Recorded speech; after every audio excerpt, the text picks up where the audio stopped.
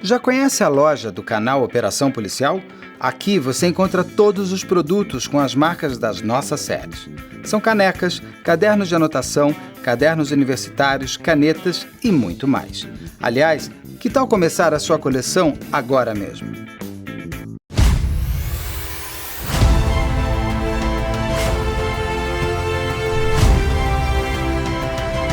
Foi de cima da ponte. Você está sendo filmado.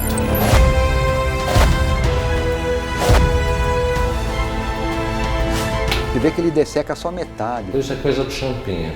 Era temido. Olha lá, foi. Pulo, só ela mata ali, cara. Viado, pela...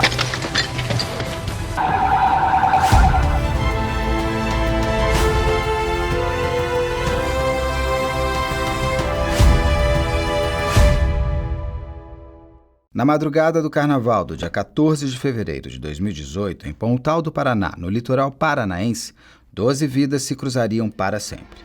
Voltando de uma festa próxima de sua casa de veraneio, os irmãos Vargas, Everton e Cleverson estavam num Citroën prata junto com suas esposas, um adolescente e 3 crianças. No outro carro, um Palio branco, a jovem youtuber de apenas 14 anos, Isabeli Cristine, estava a caminho de casa depois de ter gravado numa boate da cidade entrevistas para o seu canal no YouTube. Com ela seguiam a mãe, o motorista Eber e seu filho. Quando Cleverson dirigiu o Citroën em uma grande marginal que faz a vez de estrada na região, ele sinaliza que vai virar o carro à direita, surpreendendo Heber, que vinha logo atrás em seu Palio. Para evitar uma colisão, Heber joga o carro para a esquerda, acelera e termina derrapando logo à frente, dando um cavalo de pau em uma curva brusca, indo parar na outra faixa da marginal, que era de mão dupla. Dentro do Citroën, começa uma gritaria pelo quase acidente, enquanto Cleverson consegue entrar na rua para a qual tinha sinalizado. O Palio volta até a entrada da rua e para. Segundo os ocupantes do carro onde estava Isabeli, eles pararam para ver se estava tudo bem com o Citroën, mesmo os carros não tendo se chocado. Para quem estava no Citroën, a visão era de estranheza. Afinal, por que voltaram? Questionou Everton Vargas. O único pensamento lógico para todos dentro do Citroën naquela hora é que eles voltaram porque poderia ser um assalto. Novos gritos de pânico no carro fazem com que Cleverson, que dirigia o Citroën, erre na direção e faça o carro engasgar. Everton, sentado atrás do motorista, sem qualquer aviso, abaixa, pega uma pistola escondida embaixo do tapete do carro, abre o vidro traseiro, coloca o braço para fora e atira. 5 tiros são disparados a esmo. 5 tiros no escuro. 5 tiros sem destino. Dentro do Palio, o motorista e o passageiro percebem os disparos, mas não sabem de onde vêm. Quando Herbert olha para trás, descobre que Isabeli havia sido atingida na testa com um dos tiros. A mãe da garota entra em desespero, tentando salvar a vida da filha, e todos correm para um hospital. Mas Isabeli não resiste e morre aos 14 anos. Uma vida de 14 anos ceifada em uma esquina, sem aviso e sem motivo. Na manhã seguinte, a polícia chega até a casa dos irmãos Vargas, que descobrem que o Palio da madrugada não era usado por assaltantes e que os tiros dados por Everton calaram para sempre os sonhos de uma jovem que queria apenas trabalhar para ajudar a mãe a conseguir, finalmente, ter uma casa própria. Everton foi preso em flagrante, assim como Cleverson, que apenas dirigia o carro e não sabia da arma que o irmão levava consigo. Cleverson ficou alguns anos preso até que a justiça o inocentou por não ter envolvimento direto na morte de Isabeli. Everton conseguiu prisão domiciliar em 2021 e ainda aguarda a data do julgamento da morte de Isabeli.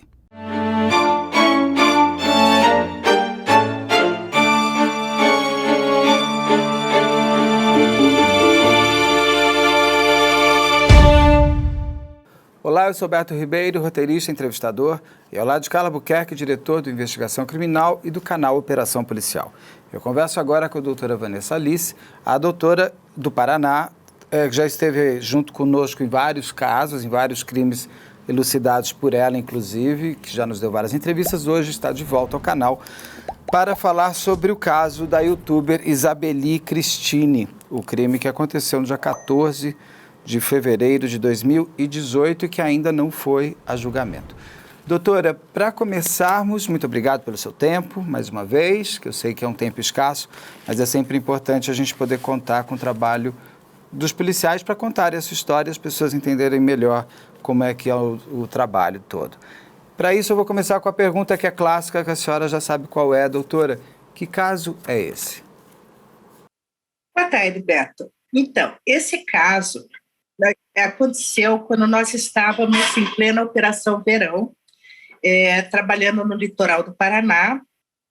Eu estava lotada, na ocasião, na Delegacia de Pontal do Paraná, que abrange ali as praias de Xangri-Lá, Canoas, Santa Terezinha, entre outras.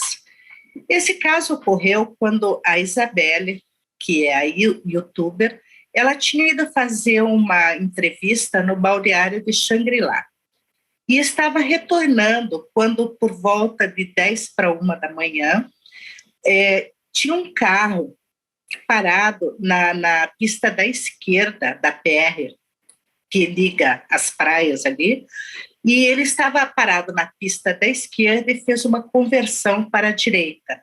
Nisso, o carro onde vinha a youtuber teve que fazer um desvio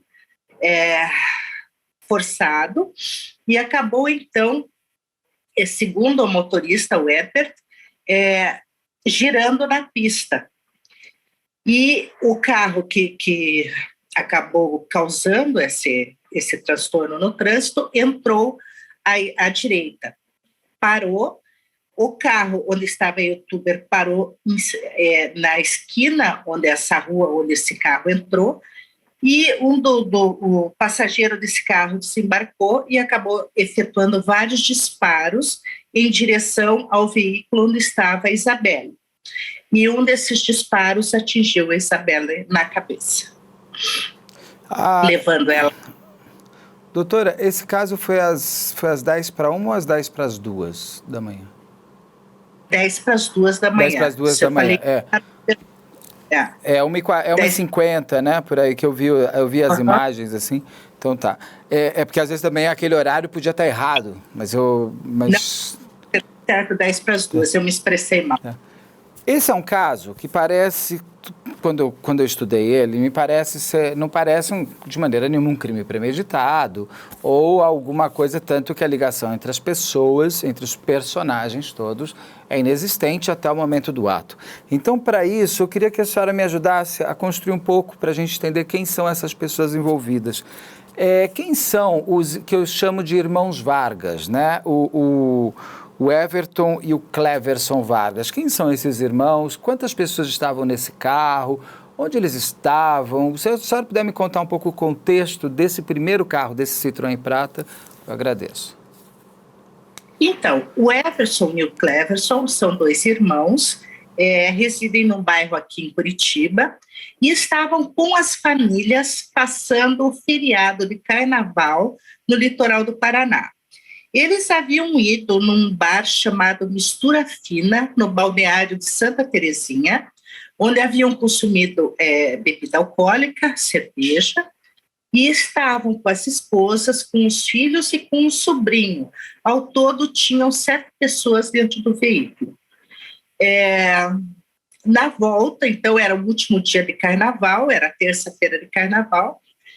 Na quarta-feira já estavam para subir, para voltar para Curitiba, e acabou ocorrendo esse acidente, essa briga. Eu entendo como sendo uma briga de trânsito, né? Pelo que eu investiguei aí, eu acho que o início de tudo isso foi uma briga de trânsito e que acabou resultando nessa fatalidade, que o Everson acabou disparando, né, vários tiros na direção do veículo. Ele disse achar que pudesse ser um assalto, mas totalmente descaracteriza aí esse pensamento devido à distância, eram 80 metros onde eles estavam. E então eram 2 famílias dentro de um veículo após uma confraternização de carnaval por causa de uma discussão de trânsito. O Everson já tinha antecedentes, já tinha sido feito um registro contra ele por causa de briga num estabelecimento, num bar, onde ele também estava portando arma de fogo, né? Ele tinha o registro dessa arma, mas não tinha o porte da arma. Ele não poderia estar portando essa arma como estava. E, enfim, 2 empresários, né, que acabaram se envolvendo numa discussão de trânsito, e o Everton, então, puxa a arma que ele estava portando ilegalmente e efetua vários disparos na direção do veículo, atingiu, inclusive, alguns outros estabelecimentos comerciais, e um desses disparos, então, atingiu a Isabela. O Everton, ele que é o responsável pela arma. Essa arma estava dentro do carro, inclusive onde havia crianças e tudo mais. As pessoas que estavam dentro do carro tinham consciência de que havia uma pistola dentro do carro, escondidos sob o tapete, atrás do banco do passageiro, né? Se eu não me engano, essa que é a configuração. O Everson estava sentado atrás do banco. Desculpa, doutora, é Everson ou Everton? É Everton. Everton, tá. Everton e Cleverson. Isso. Isso. O Everton estava sentado atrás do banco do motorista, que era o Cleverson. A arma, ele estava dentro do carro, mas tenho também para mim, não foi me dito isso, mas eu acho que ele estava portando essa arma. Essa foi uma discussão, sabe, Beto, que só foi dirimida essa dúvida com a perícia de local, porque ele disse ter atirado de dentro do veículo. Ora, um veículo com 7 pessoas dentro, o Everton é um cara grande, não é um cara pequeno, né? Como que ele iria ter mobilidade para se abaixar e pegar uma arma que com certeza estaria escondida, não estaria à mostra, porque estava no estabelecimento comercial numa época de carnaval com muita gente na rua, né? Então, essa arma, no meu entendimento, ele estava portando, não estava no chão, embaixo do tapete, né? E ele alega que ele atirou de dentro do carro, da janela. Ele teria feito este movimento, né? Assim. Exato. Primeiro que o carro estava muito cheio, né? Tinha muita gente dentro do carro. Segundo, que o Cleverson diminuiu, não tinha por que diminuir esse veículo, inclusive parar. Ele alega que o carro apresentou um defeito mecânico, por isso que ele parou. Mas foi muita coisa, muitas alegações. A verdade é que ele parou o carro, o Everton desceu, abaixou, apontou a arma e efetuou os disparos. Porque pela trajetória, pela perícia, a trajetória desses tiros, ele teria que estar fora do carro, jamais dentro do carro. Então, isso ficou comprovado na reconstituição do crime, fazendo um local junto com o Instituto Criminalística. Eu entrevistei o doutor Daledoni, que é o advogado dos Vargas, dos irmãos Vargas. Ele me disse que a perícia comprova que ele teria tirado de dentro do carro. Qual das versões da senhora ou dele que a perícia confirma? É o da senhora, que ele teria que ter parado o carro e descido?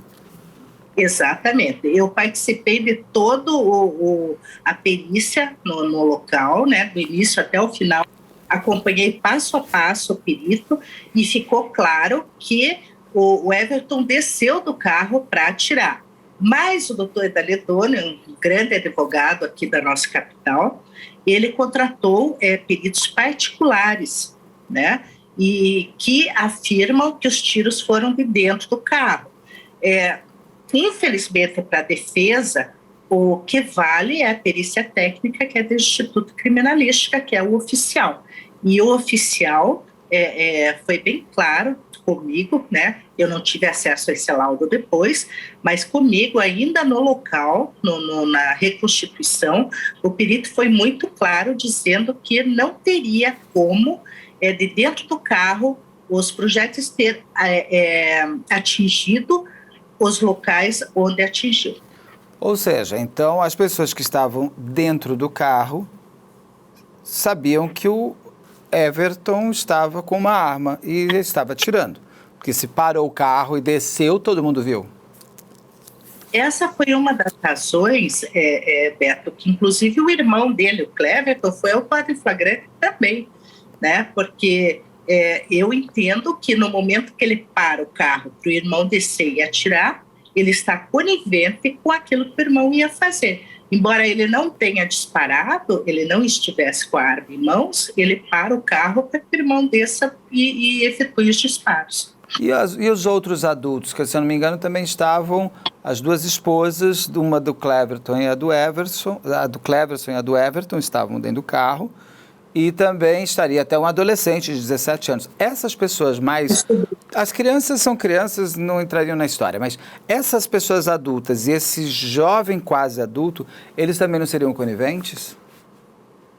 Veja, eles não teriam uma participação direta no crime. Eles não diminuíram o carro, eles não pararam o carro, eles não atacaram ninguém. Por isso é que eu entendi que o Cleverson seria conivente no momento que ele para o carro para que o Everton pudesse atirar, descesse e pudesse atirar. Aí é uma das ressalvas que eu faço, porque o Everton, ele alega que ele achou que se tratava de um assalto. Mas se tratava de um assalto, por que o Cleverson diminui o carro? Ah, mas houve um problema mecânico. O carro foi periciado e não foi detectado nenhum problema mecânico nesse veículo, tá? Então seria só a alegação do Cleverson mesmo. Dentro do... eu vi também que vocês até fizeram uma investigação para levantar as imagens de eles antes e tudo mais. Eles tomaram cerveja, é isso? 8 cervejas.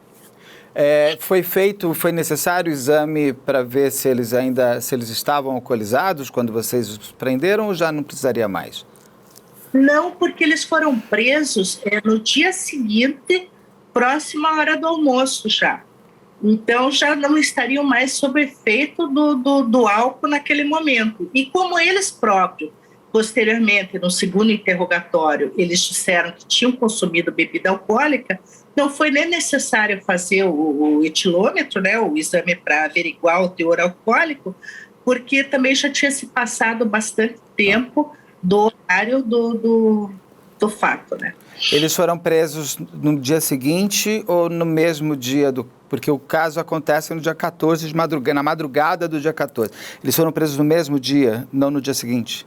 15, né? No dia eles foram presos no dia 15 já? Eles passaram a noite inteira e tudo? Não, veja, o fato ocorreu de 10 para as 2 da madrugada de 14 para 15. Ah, não na madrugada do dia 14. Isso, e eles foram presos no dia 15 já por volta da 1h da tarde. Tá bom.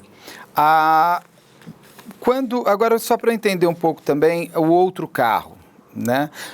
Daí eu vou querer saber mais da arma, mais da dinâmica e tudo mais, só para a gente continuar nesse desenho de personagens. O outro carro, que é o Palio Branco, onde estava Isabeli, quem mais estava dentro do carro? Quem são essas pessoas? Qual a ligação entre elas? Estava o motorista, o Herbert, o filho do motorista, Matheus, a mãe da Isabeli, a Rosânia, e a Isabeli.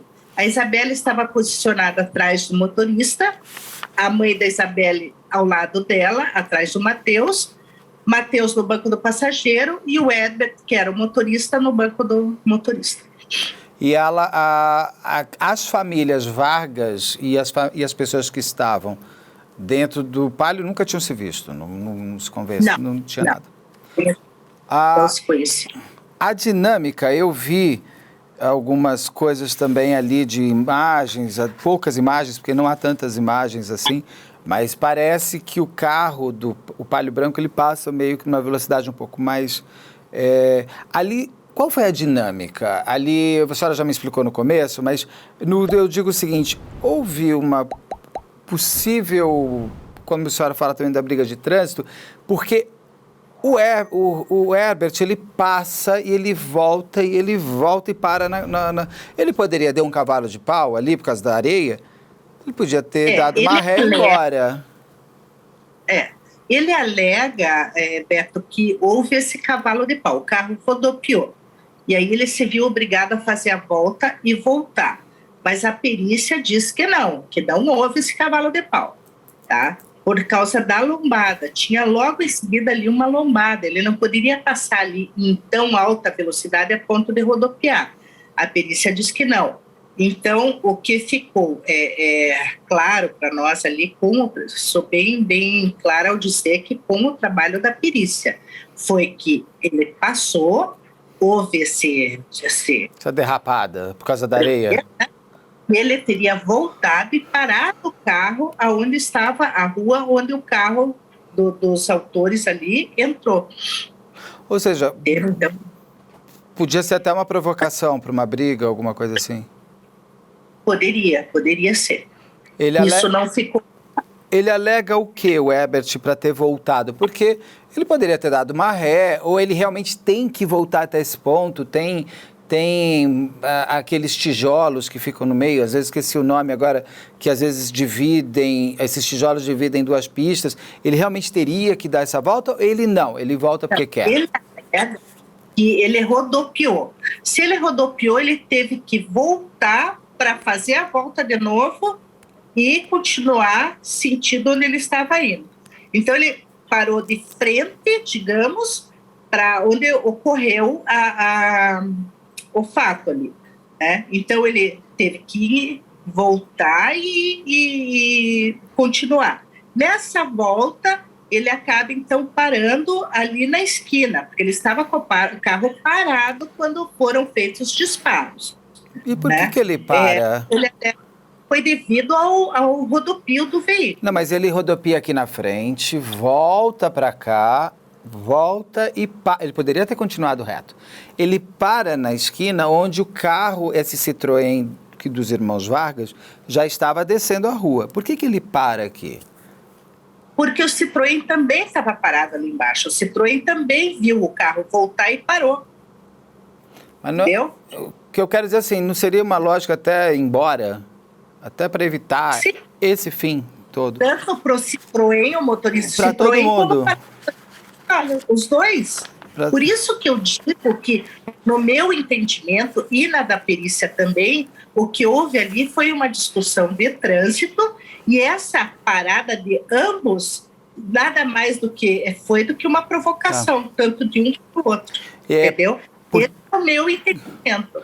Eu vi um depoimento do filho do Herbert, ele diz que ele fala para o pai, volta porque eu acho que podia ser um senhor e passou mal, alguma coisa, assim, que a volta para esse local seria quase de uma ajuda humanitária, não?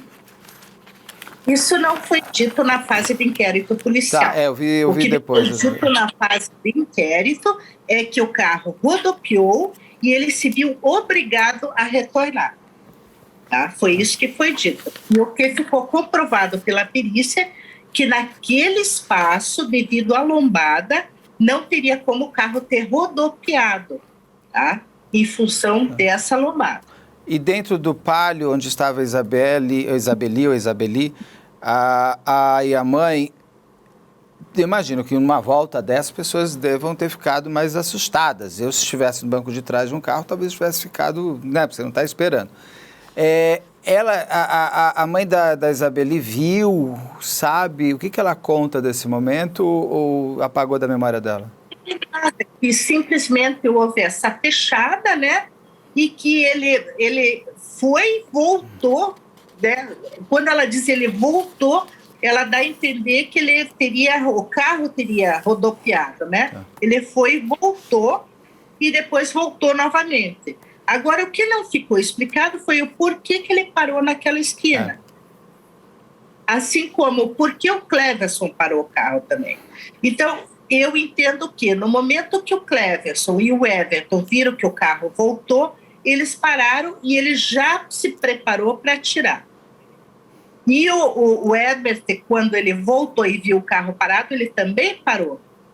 Só que ele não estava armado. Né? E daí foi uma provocação de trânsito. Eu entendo dessa forma. Esse momento dessa quase batida do carro, dessa volta, teve testemunhas, tem câmeras de segurança? O que vocês conseguiram levantar de elementos que ajudassem até a perícia e até serem provas cada vez mais matemáticas, para que não houvesse dúvida?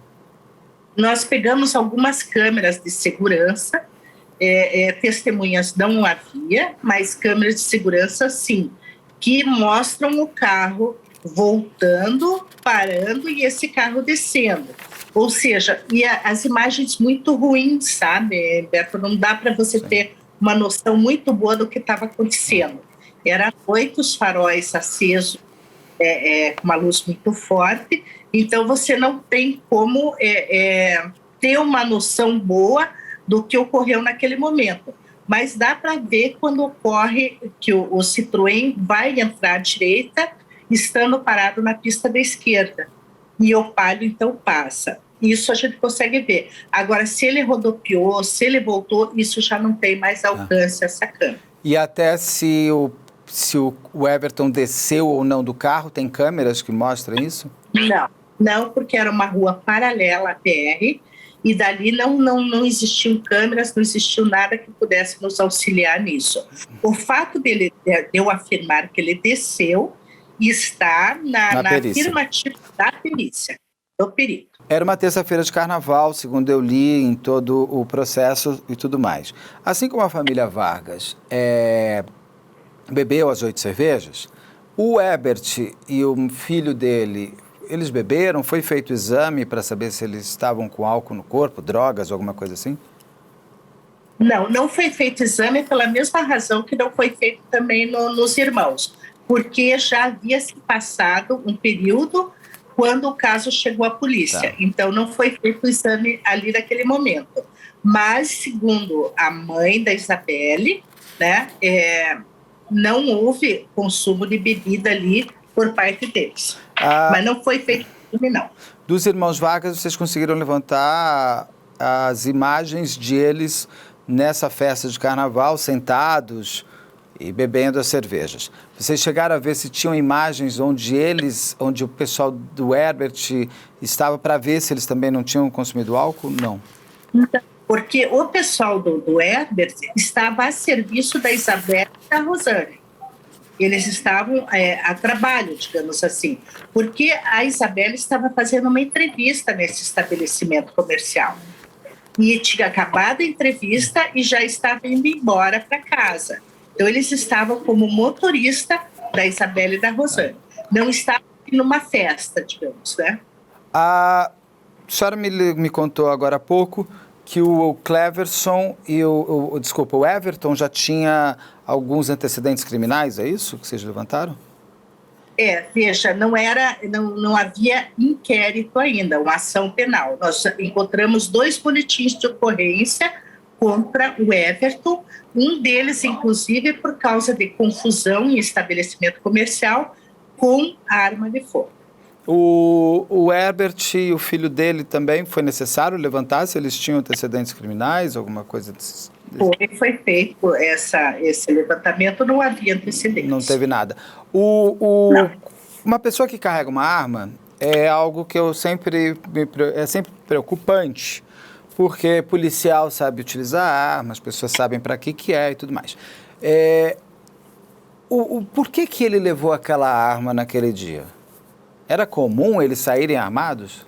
Ele sair armado? Ele não tem porte de arma. Ele não poderia estar portando a arma. Essa arma era para estar dentro da casa dele, em Curitiba. Ele não poderia estar portando essa arma. Aí ele alega que estava com a arma por medo de assalto, né? E ele também alega que atirou contra o carro porque achou que era assalto, né? Então, mas ele, por ter esse registro de arma, ele sabe das condições de estar com essa arma. Ele foi alertado quanto a isso. Ele não pode dizer que desconhecia que ele não poderia estar portando essa arma. Então, como ele já tinha um antecedente por confusão no estabelecimento comercial em função de arma de fogo, eu tenho a impressão que ele portava essa arma, que se der alguma confusão, eu puxo a arma e intimido quem quer que seja. Mal ele sabe que o uso de uma arma de fogo, a pessoa tem que estar preparada emocionalmente para isso, né? E não estar disparando a esmo como ele fez, né? Então, acabou matando uma menina de 14 anos, né, destruindo várias famílias, porque a família dele também não é uma família que está sentindo, que está penando até hoje. Eu acredito que ele ainda esteja preso. O Cleverson acho que já foi solto, mas o Everton não. E então, quantas famílias foram destruídas por causa de um ato impensado, né? No momento que poderia ter sido evitado. O Cleverson, segundo o doutor Daledoni, o Cleverson já foi inocentado, como fora do crime, e o Everton está em prisão domiciliar, segundo ele me passou. Agora, já está lá, aguardando o julgamento. Não, eu imagino, depois que tem outros crimes, infelizmente, vão chegar, né, doutor? Por isso que a parte de julgamento fica com a promotoria e com depois o Ministério Público. Os irmãos Vargas, eles alegam que achavam que era um assalto. Mas eles ligam para a polícia? Não. Eles efetuam os disparos, vão para casa, a arma estava escondida dentro da bolsa da esposa de um deles, tá? Eles estavam já lá, saindo da residência para vir embora para Curitiba no momento da prisão, tá? Então foram 2 policiais civis que os prenderam, um delegado e um policial civil, através de uma informação, e eles localizaram a arma na bolsa da esposa de um deles. Ora, então eles já estavam saindo da praia para vir embora para Curitiba com a arma já escondida, né? Não, eles podiam ter se apresentado, ido à delegacia, na Operação Verão, as delegacias ali atendem 24 horas, e ter dito, olha, foi uma tentativa de assalto, eu dei uns disparos e tal, ou tentaram me assaltar, mas não, isso não foi feito. E nem ligou 190, nada. Por quê? Por que não ligaram? Não sabemos. Eles alegam que foi uma tentativa de assalto. Eu já acho que foi uma briga de trânsito. Aí, no outro carro, no Palio, lá estavam o Heberton, filho, a mãe de Isabeli e a Isabeli. A Isabeli já com um tiro na cabeça, e eu imagino o que não deva ter sido de angústia dentro daquele carro. O que acontece no Palio? Eles vão para a polícia? O que acontece ali? Eles estavam, então, quando eles viram que a Isabeli estava ferida, eles saem em busca de socorro, em busca de um hospital, e encontram uma viatura da Polícia Militar. E acionam essa viatura, a viatura abre caminho para eles até o hospital. E já comunica o oficial de dia para iniciar, então, os trabalhos para identificar o autor dos disparos. Eles tinham o quê? Só o veículo. E aí, eles, uma testemunha, que por sinal também é policial militar, diz que na esquina, nas proximidades da casa dele, foram encontrados vários estojos de munição deflagrada. E não teria tirado do lugar, mas avisa, então, o oficial do dia que ali naquele local, então, tinham estojos de munição deflagrada no local. Aí veio uma informação também que o dono daquele carro estaria naquela rua. A Polícia Civil, então, vai de encontro a essa informação, onde, em determinada rua do Balneário Canoas, teria um carro semelhante àquele citado, que seria o autor dos disparos. Isso na quarta-feira. Aí eles chegam no local onde tinha o carro, e a família já está, as duas famílias já estão saindo da casa para ir embora. Aí eles abordam, e aí o Everton, então, diz que ele foi o autor do disparo. Segundo o Everton, aquele momento, até aquele momento, o Everton não tinha conhecimento, segundo o que ele nos falou, que ele havia atingido alguém. Aí, então, ele tomou conhecimento, né, que atingiu uma moça, aí pergunta-se para ele aonde estava a arma, e ele, então, aponta a bolsa da mulher, que abre, e a arma estava dentro da bolsa de uma das esposas. Eu não posso precisar de qual delas, nesse momento. Mas aí a arma foi apreendida, né? Foi encaminhado todos à delegacia de Pontal do Paraná. Ali, então, foi feito o auto de prisão em flagrante, né? Aí que eu entrei no caso, porque eu estava de plantão na delegacia de Pontal do Paraná. Ou seja, o local foi preservado, então.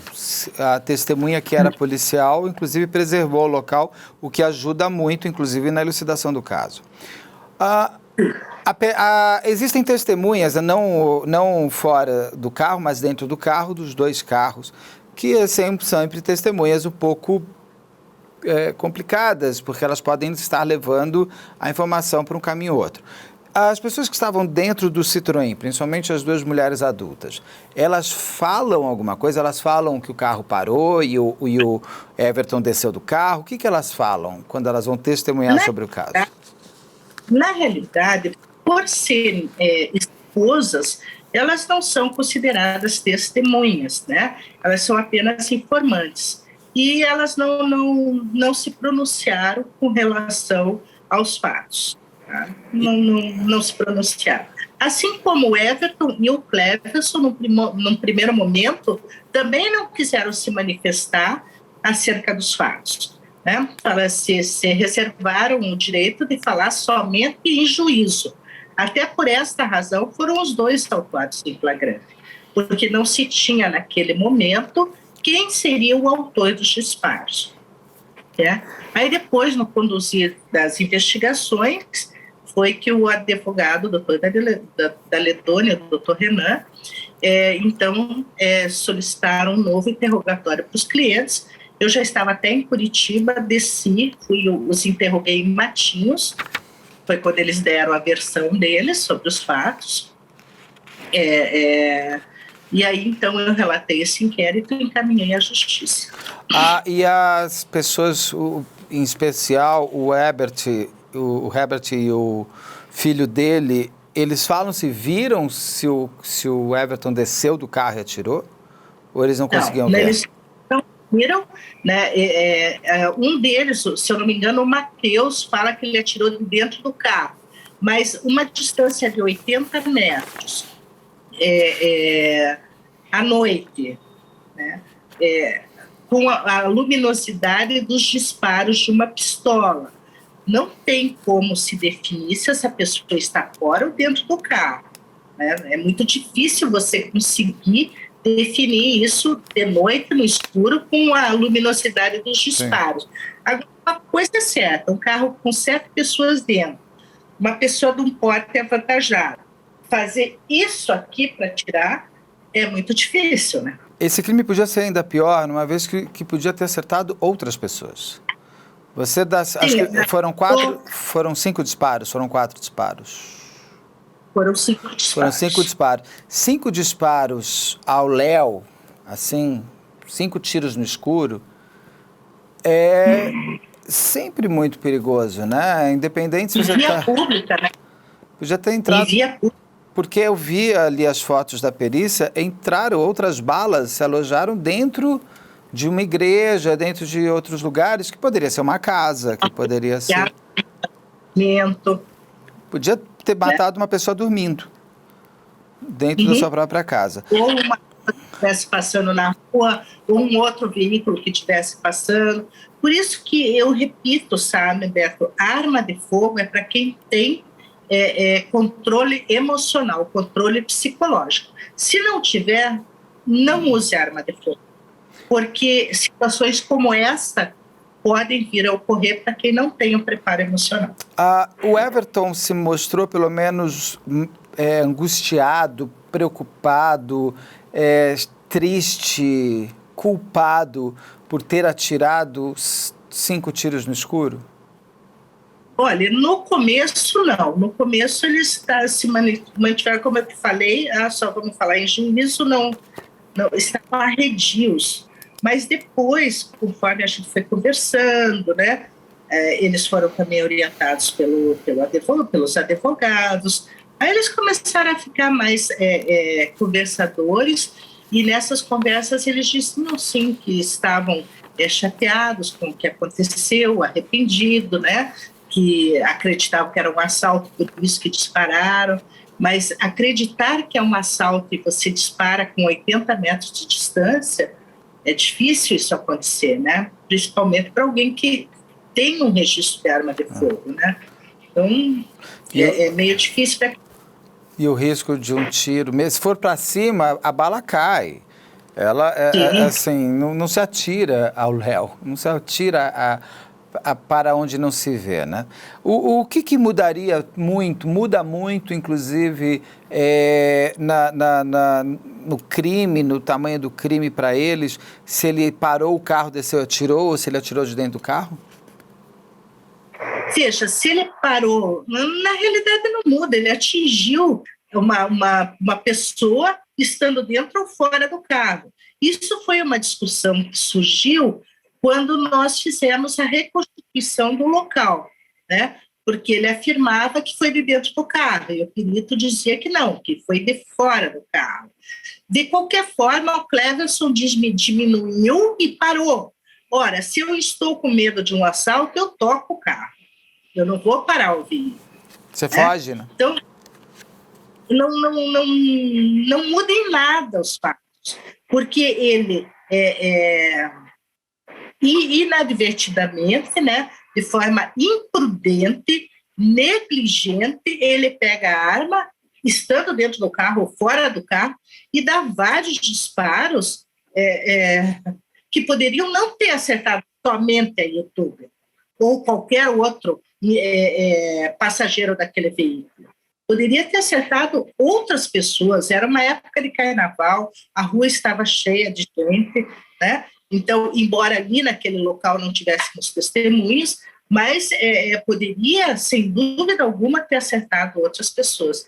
Então, foi uma forma imprudente, foi uma forma totalmente descabível ele efetuar esses disparos, seja dentro ou fora do carro.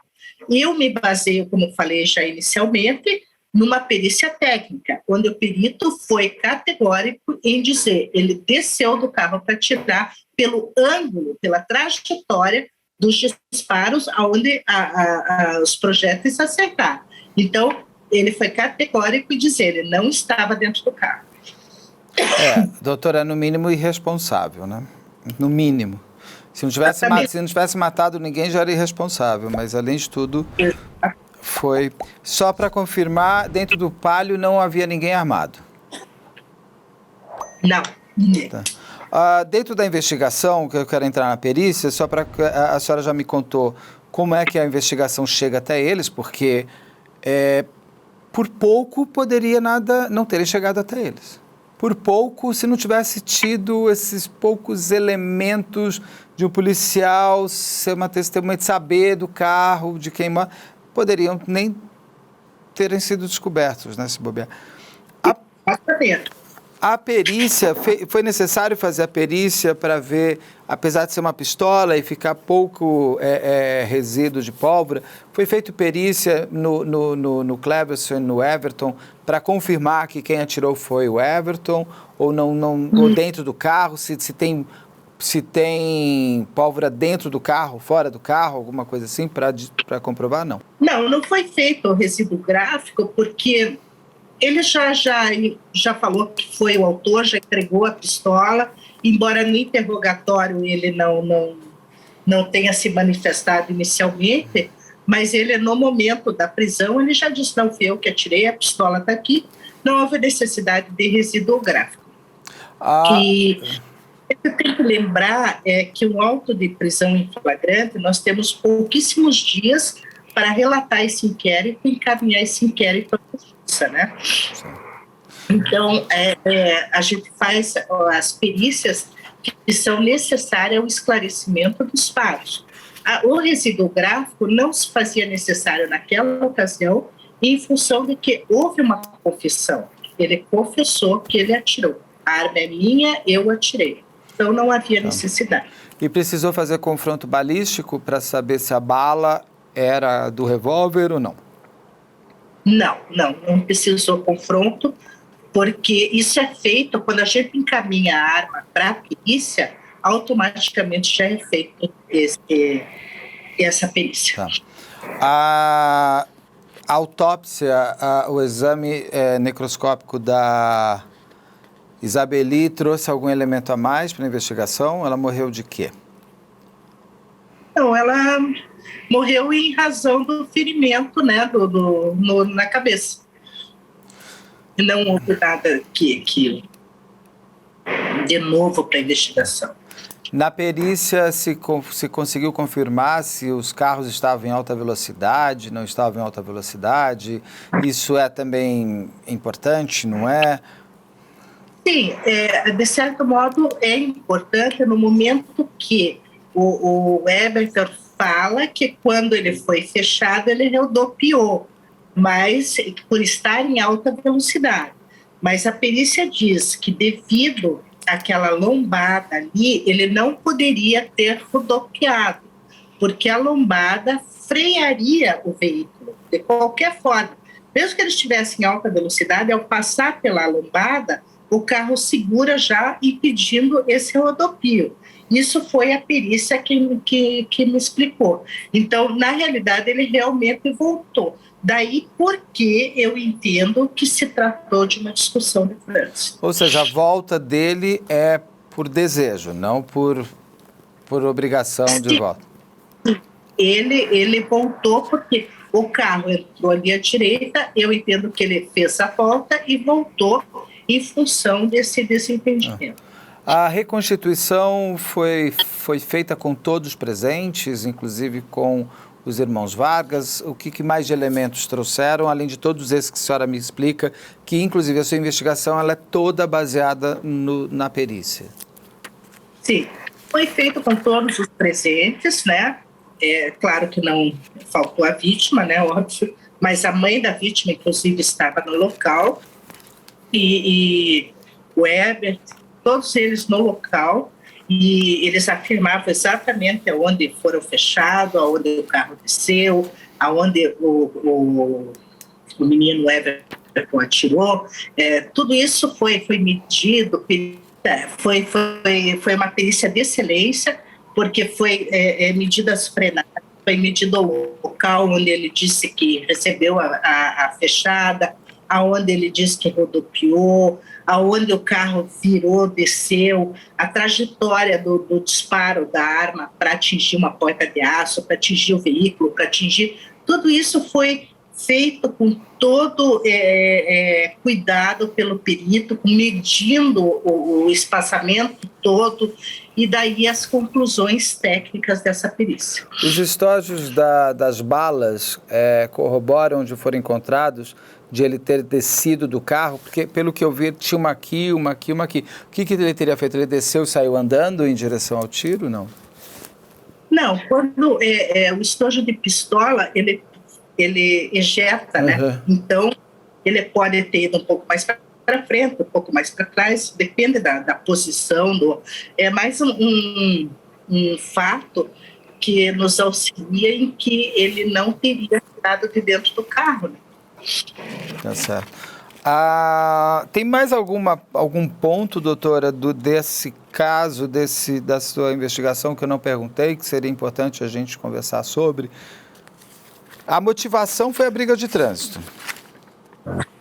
Eu entendo que sim, em função dessa fechada que o Herbert levou, o Herbert voltou, né, e de certo ainda queria discutir mais, e daí os outros, quando viu que ele voltou, parou o carro, desceu, atirou, né? Então é aquele negócio, né? Uma discussão de trânsito banal, né? O carro cheio de criança com as esposas, não justifica uma atitude dessa, Beto. O cara puxar uma pistola e encher de tiro numa via pública, onde poderia ter acertado não só a Isabelle, que foi uma fatalidade, veio a falecer, mas e outras pessoas também poderiam ter sido mortas nessa ocasião. Então foi, como você disse bem, no mínimo uma atitude irresponsável. Para o inquérito, então o carro teria parado, o Everton descido e atirado, por isso, para o inquérito policial, os dois ainda foi pedida a previsão, inclusive do Cleverson, durante esse período. Exatamente. Doutora, muito obrigado. É sempre um prazer falar com a senhora. Sempre muito bom ouvir seus casos de investigação. Eu vou fazer uma cabeça de encerramento e eu volto a falar com a senhora de um outro caso que eu quero falar com a senhora fez, que eu fiquei sabendo, que eu quero fazer também. Só um minuto. Aí esse outro caso é surpresa, mais para frente. Conversei agora com a doutora Vanessa Alice, uma das delegadas que a gente tem participado bastante com ela, dos casos que ela faz no Paraná. Se você, por um acaso, não assistiu, assista. Raquel Genofre, Tatiana Lorenzetti, esse agora da Isabeli, virão outros também. E uma coisa que a doutora falou muito interessante, que vale como fechamento. Arma é para quem sabe usar, arma é para quem tem necessidade de usar. Aqui não é uma questão política, nem de direita nem de esquerda, aqui é uma questão humana. A polícia sabe usar arma, então a polícia precisa ter arma. Se você quer ter uma arma, tenha certeza se você pode portar, se você pode realmente, se você sabe atirar. Saber a arma, ela tem que ser usada, se necessário for, pelas pessoas que sabem usar. Então, cuidado, porque um tiro para cima é uma bala que cai, e uma bala que cai é a tal da bala perdida. Cabe às pessoas que têm a arma também evitar que essas balas perdidas existam por aí. Obrigado e até a próxima.